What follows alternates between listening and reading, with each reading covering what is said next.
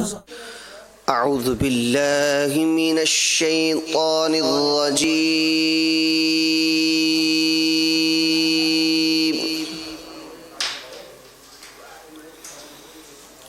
بسم الله الرحمن الرحيم.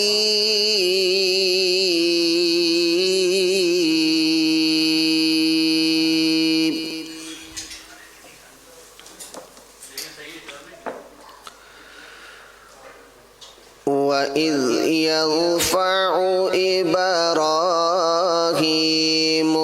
القواعد من البيت وإسماعيل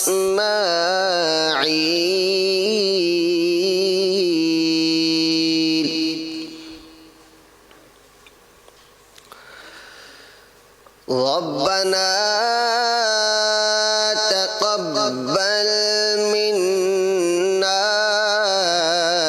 إنك أنت السميع العليم.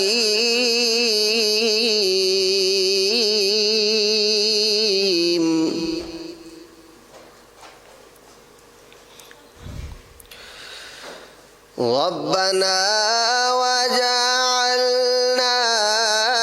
مسلمين لك ومن ذريتنا أمة مسلمة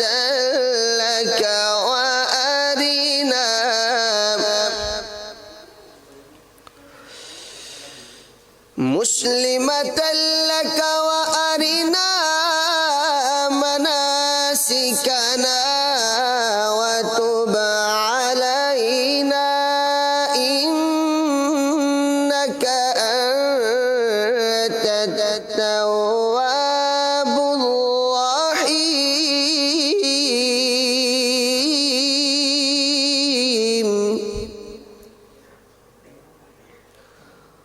ربنا وابعث فيهم رسولا منهم يتلو عليهم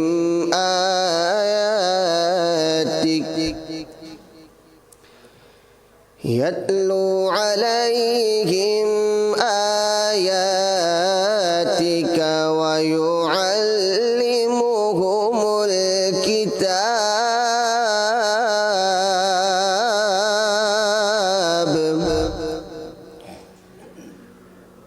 ويعلمهم الكتاب والحكمة ويزكيهم إنك أنت العزيز الحكيم.